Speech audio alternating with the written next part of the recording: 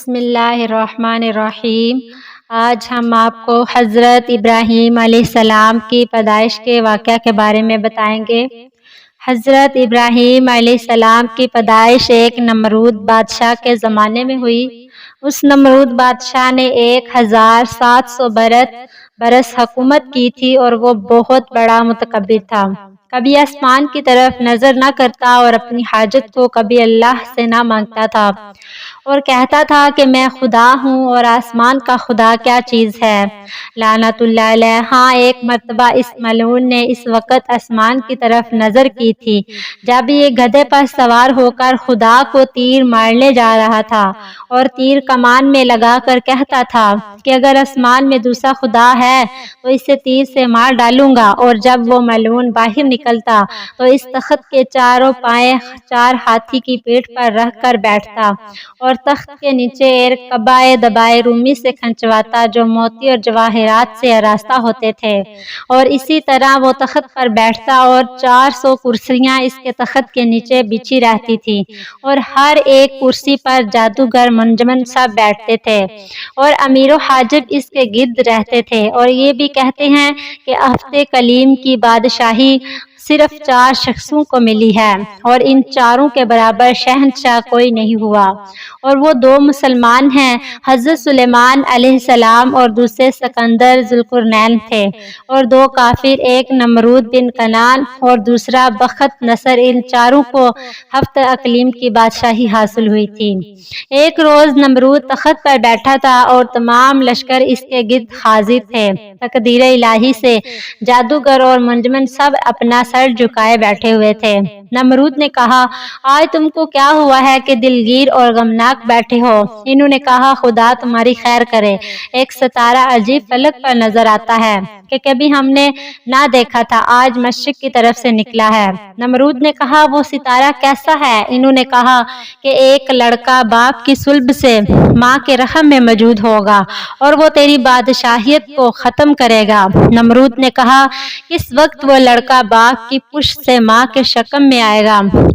منجموں نے کہا کہ وہ 3 دن اور 3 رات میں۔ پس نمرود نے حکم کیا کہ یہ جتنی عورتیں بالغاں ہیں وہ آج سے اپنے شوہروں کے ساتھ ہم بستر نہ ہونے پائیں۔ اتفاقاً نمرود کا ایک چوبادار، اس کا نام طارخ تھا اور اس کے بھائی کا نام آزار تھا، اور بعد وفات پدر کے یہی زندہ رہا جس کا ذکر مختلف تفاسیر میں موجود ہے، اور وہ ہمیشہ ایک ہاتھ میں شمع اور ایک ہاتھ میں ننگی تلوار لے کر تمام رات نمرود کے سرہانے کھڑا رہتا تھا۔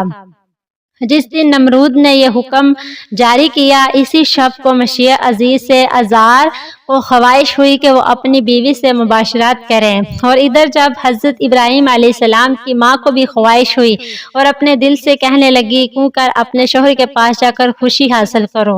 اسی پس پیش نظر تھی کہ فوراً خواہش سے آدھی رات کو گھر سے نکل کر دروازے پر قصر نمرود کے جا پہنچی۔ دیکھا کہ دربان پاسبان سب کے سب غفلت میں ہیں۔ وہاں سے نمرود کی خوابگاہ خاص میں بے بٹکے گھسی اور اپنے شوہر کو دیکھا کہ نمرود کے سرہانے ایک ہاتھ میں شمع اور دوسرے ہاتھ میں تلوار لیے پاسبانی کر رہا ہے۔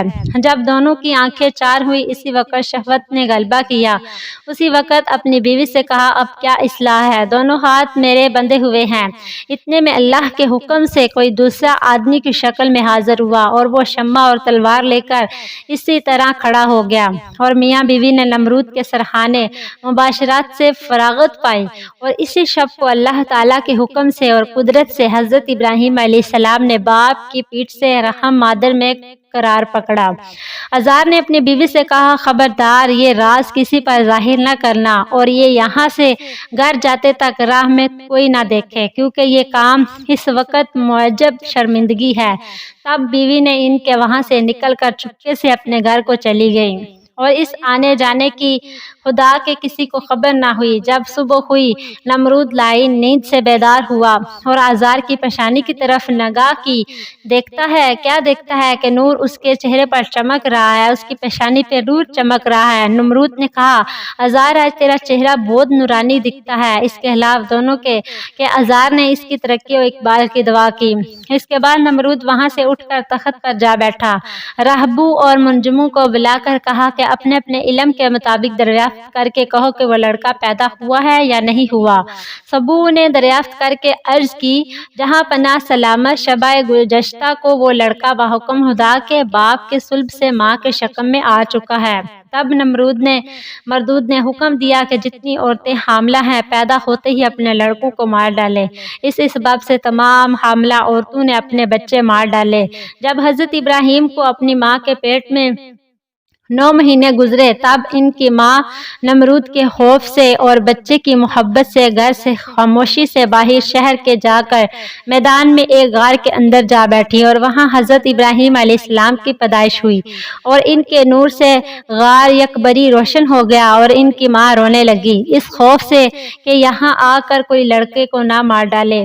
آخر لڑکے کو کپڑے میں لپیٹ کر وہیں چھوڑ دیا، گھر کی طرف روتی ہوئی چلی گئی۔ اسی وقت اللہ تبارک و تعالیٰ نے حضرت جبرائیل علیہ السلام کو بھیجا اور حضرت جبرائیل علیہ السلام نازل ہوئے اور دونوں ہاتھ کے دونوں انگوٹھے بچے کے منہ میں رکھ دیے۔ خدا کے فضل سے ایک انگوٹھے سے دودھ اور دوسرے انگوٹھے سے شہد جاری ہو گیا۔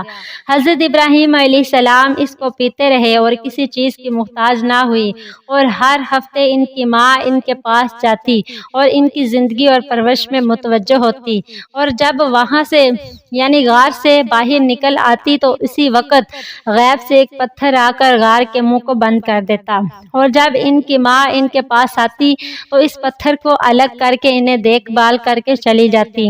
اسی طرح 7 برس گزر گئے۔ ایک دن حضرت ابراہیم علیہ السلام نے اپنی ماں سے پوچھا، امی ون ربو کا ہے میری ماں تمہارا خدا کون ہے؟ وہ بولی تیرا باپ ہے جو مجھے کھانے کو دیتا ہے۔ پھر بولے کہ ان کا خدا کون ہے؟ وہ بولی کواکب یعنی ستارہ۔ پھر پوچھا کہ کواکب کا خدا کون ہے؟ اس بات کو سن کر ان کی ماں لاجواب ہوئی اور شرمندہ ہو کر چلی گئی اور یہ حقیقتیں اپنے شوہر کو سنائیں۔ اس نے یہ باتیں سن کر فوراً ہی کہا کہ یہ تو لڑکا بادشاہ نمرود کا دشمن ہے، اس میں کوئی شک نہیں۔ اسی فکر میں تھا کہ اسے کیا کرنا چاہیے۔ ایک رات حضرت ابراہیم علیہ السلام نے غار سے باہر نکل کر آسمان کی طرف نظر کی، ستاروں کو دیکھ کر کہا میرے ماں باپ ان کو خدا کہتے ہیں۔ حضرت ابراہیم علیہ السلام جب لڑکے تھے تو قوم کو دیکھا کہ وہ زمین و آسمان کے خالق کو نہیں مانتے اور اپنی تمام حاجتوں اور مرادوں کو اپنی بنائی ہوئی مورتوں کے سامنے پیش کرتے ہیں، اور بعض لوگ قوم میں ایسے بھی ہیں کہ کوئی ستاروں کو اور کوئی چاند کو پوجتا ہے۔ یہ کیفیت دیکھ کر ان کو شرمندہ کرنے کی غرض سے آپ نے ان لوگوں سے کہا میں بھی اپنے ایک رب ٹھہرا لوں مورتوں میں سے، یا ستاروں کو یا چاند کو یا سورج کو۔ وہ پہلے بھی نادم ہو چکے تھے اور ساری قوم حضرت ابراہیم علیہ السلام سے ناراض تھی۔ چنانچہ حضرت ابراہیم علیہ السلام نے ان کو لاجواب کرنے کے واسطے سب سے پہلے ایک ستارہ کو اپنا رب ٹھہرایا، لیکن وہ کچھ دیر بعد غروب ہو گیا تو جانا کہ یہ ایک حال پر ہی نہیں اور کوئی دوسرا اس پر حاکم ہے۔ اگر وہ رب مستقل ہوتا تو اعلی حال سے ادنا میں کیوں آتا؟ پھر اس کے بعد چاند و سورج میں بھی عیب پایا تو سب کو چھوڑ کر ایک ایسے خدا کو اختیار کیا جس کو ساری مخلوقات اپنا رب مانتی تھی اور وہی سب سے بڑا رب ہے، اور عقل سلیم اس بات پر شاہد ہے کہ اپنے رب ایسی ہستی کو مانا جائے جس سے سب کا سب کام نکل سکے اور سب پر قادر ہو۔ اسی صورت میں کسی دوسرے کو ماننا کچھ ضروری نہیں۔ اسی طرح عزار نے کہا اے میرے فرزند میرا خدا تو سوائے نمرود کے اور کوئی نہیں، لعنت اللہ علیہ۔ حضرت ابراہیم علیہ السلام نے کہا اے میرے ابا جان نمرود تمہارا خدا کیسے ہو سکتا ہے؟ اور خدا تو وہی ہو سکتا ہے جو زمین و آسمان کو کواکب اور جملہ مخلوقات کو پیدا کرنے والا ہے، اور وہی ہستی بلا شریک ہے۔ جب حضرت ابراہیم علیہ السلام نے اپنے باپ کو گمراہ دیکھا تو بہت افسوس کرنے لگے۔ اسی طرح پھر حضرت ابراہیم علیہ السلام نے ان کے بتوں کو ٹکڑے ٹکڑے کر ڈالا، مگر ان میں سے ایک جو سب سے زیادہ بڑا تھا اس کو ثابت رکھا، اس واسطے کہ شاید اس کے پاس وہ میلے سے واپسی میں پھر آئے اور اپنے تمام بتوں کو ذلیل و خوار دیکھے اور ان کے پوجنے سے باز آ جائے اور نصیحت و عبرت ان کو ہو۔ یہ کیوں کر ہمارے معبود ہو سکتے ہیں جو خود آپس میں لڑتے ہیں۔ حضرت ابراہیم علیہ السلام کو جس قوم کی طرف پیغمبر بنا کر بھیجا گیا تھا، ان میں سے ہر سال 2 مرتبہ عید کا جشن منایا جاتا تھا، یعنی ایک روز عرفہ کے دن اور دوسرے دن عید کے دن۔ ایک دن حضرت ابراہیم علیہ السلام کے باپ آزار نے کہا، اے بیٹے ابراہیم، تم میرے ساتھ میلے میں چلو۔ اور وہ عظیم الشان میلہ ایک بہت بڑے میدان میں لگتا ہے اور ہزاروں آدمی وہاں جشن میلہ میں شریک ہوتے ہیں اور بہت اچھی تمہاری تفریح ہو جائے گی اور اس میلے کے جشن سے بھی واقفیت ہو جائے گی۔ حضرت ابراہیم علیہ السلام نے اپنے باپ کی فرمائش پر میلے پر جانے سے عذر کیا اور کہا۔ پھر حضرت ابراہیم علیہ السلام نے نگاہ کی اور ایک بار تاروں پر، پھر کہا، میں بیمار ہوں۔ یہ جواب سن کر حضرت ابراہیم علیہ السلام سے وہ ناراض ہو کر چلے گئے اور یہ بات حضرت ابراہیم علیہ السلام نے کئی بار کہی تاکہ ان کے فہم و سمجھ میں آ جائے اور وہ ہمارے ساتھ میلے میں چلے تاکہ ان پر ہمارے عقائد باطلہ کا اثر ہو۔ وہ اپنی باتوں کو چھوڑے، لیکن وہ باوجود کثیر اصرار برابر نہ جانے پر عذر کرتے رہے اور ان کا سمجھانا ان کی سمجھ میں نہیں آیا اور آزار اپنے تمام ساتھیوں کو لے کر بڑے میدان کی طرف نکل گیا۔ اور اس کی تفسیر کچھ یوں لکھی ہے کہ وہ لوگ اکثر ان میں سے نجومی تھے، اس واسطے ان کے دکھانے کو تاروں کی طرف دیکھ کر کہا، میں بیمار ہوں، یعنی میں ان قریب بیمار ہو جاؤں گا۔ چونکہ وہ لوگ روز عید شہر کے باہر جاتے اور ایک بہت بڑے میدان میں بتوں کی پوجا کرتے تھے، یہ ان کا آبائی دستور تھا جس کو کرنا وہ نہایت ضروری سمجھتے تھے اور اپنے بت خانوں کے معبود ان کو باطل چھوڑ جاتے تھے۔ اس کے بعد حضرت ابراہیم علیہ السلام نے ان لوگوں کے پاس چلے جانے کے بعد ایک کلہاڑا لے کر بت خانے میں جا کر سب بتوں کے ہاتھ پاؤں توڑ کر ٹکڑے ٹکڑے کر کے سب کو ایک دوسرے کے سامنے گرا دیا اور ایک سب سے بڑا بت کی گردن اس پر جو ہے وہ کلہاڑا رکھ کر بت خانے سے باہر نکل آئے۔ شیطان ملعون یہ حال دیکھ کر اس بڑے میدان میں گیا جہاں وہ کافر لوگ اپنا جشن منا رہے تھے۔ شیطان ملعون ان کافروں کے پاس جا کر رونے لگا اور روتے روتے ہوئے کہا کہ تمہارے معبودوں کے ہاتھوں پاؤں توڑ کر ریزہ کر دیا گیا ہے۔ یہ سنتے ہی وہ کافر و مردود مغموم متحیر ہو کر اپنی اپنی سواریوں کی طرف دوڑے اور انہوں نے چاہا کہ جلد سوار ہو جائیں، لیکن ان کی سواریوں کے جانور بھاگے اور وہ ہاتھ میں نہ آئے۔ تب پشیمان اور شرمندہ ہو کر شہر میں آئے اور سیدھے اپنے بت خانے کی طرف پہنچے اور وہاں جا کر جب انہوں نے اپنے بتوں کا یہ حال دیکھا تو بہت زیادہ افسوس اور فکر میں مبتلا ہو گئے اور کہنے لگے، یہ خبر بادشاہ نمرود تک پہنچائی جائے۔ جب یہ خبر بادشاہ نمرود تک پہنچ گئی اور وہ بھی کیفیت سن کر بہت زیادہ حیران و پریشان ہوا، اس نے اپنی رعایا میں سے جو سنجیدہ لوگ تھے ان سب کو طلب کیا تاکہ کوئی مشورہ کیا جائے اور اس مجرم کو جس نے ہمارے معبودوں کے ساتھ یہ نازیبا حرکت کی ہے سزا دی جائے۔ چنانچہ بادشاہ نمرود نے بڑے بڑے اپنے قوم کے سرداروں چودھریوں کو بلایا اور خوب مشورے کیے۔ بالآخر یہ طے پایا کہ ایک عام دربار منعقد کیا جائے اور جب تمام لوگ اس دربار میں حاضر ہو جائیں پھر اس نوجوان کو بھی طلب کیا جائے اور اس سے باقاعدہ مکالمہ کیا جائے تاکہ وہ لاجواب ہو کر ہمارے معبودوں کے ساتھ اچھا برتاؤ کرے۔ چنانچہ بادشاہ نمرود نے دربار منعقد کرنے کی تاریخ مقرر کر دی اور عام منادی کرا دی کہ اس دربار میں حضرت ابراہیم علیہ السلام کو طلب کر لیا گیا۔ جب دربار شاہی کی تاریخ آئی اور اس قوم نے اپنے بادشاہ وقت کے حکم کی تعمیل کی تو وہ سب کے سب دربار شاہی میں حاضر ہوئے۔ پھر مجمع کثیر ہو گیا تو نمرود نے حضرت ابراہیم خلیل اللہ کو بلایا اور حضرت ابراہیم علیہ السلام کو سارے مجمع نے اور خود بادشاہ نمرود نے بہت زیادہ دھمکایا ڈرایا اور کہنے لگے کہ یہ کام ہمارے بتوں کے ساتھ تم نے ہی کیا ہے۔ اے ابراہیم، افسوس ہے تم نے سب کو ہی توڑ دیا، کسی کو بھی ثابت نہیں رکھا۔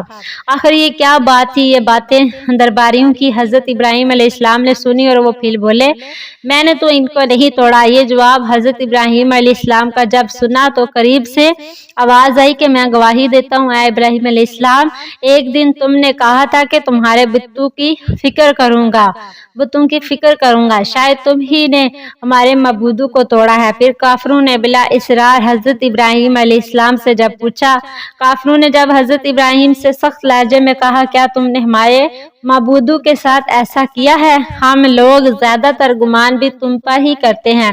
حضرت ابراہیم علیہ السلام پر برابر یہ لوگ الزام دے رہے تھے اور چاہتے تھے کہ یہ خود اپنی زبان سے اس جرم کو اقرار کر لے، لیکن یہ کام بذات خود حضرت ابراہیم علیہ السلام کا نہیں تھا، بلکہ یہ کام تو اس ذات باری تعالیٰ کی طرف سے تھا جس نے حضرت ابراہیم علیہ السلام کو رسول بنا کر بھیجا تاکہ وہ اپنے باطل عقائد پر نادم و پشیمان اور شرمندہ ہوں۔